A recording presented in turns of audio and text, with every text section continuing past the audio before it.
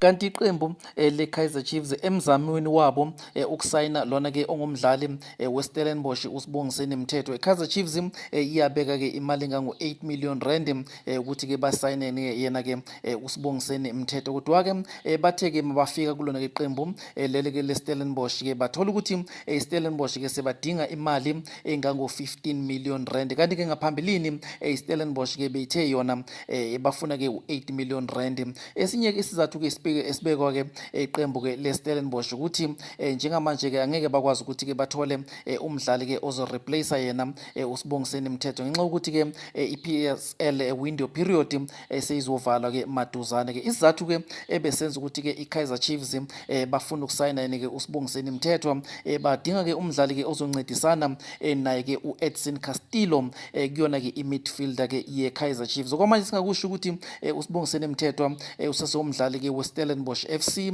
akakajoyini ke iqembu leKaizer Chiefs.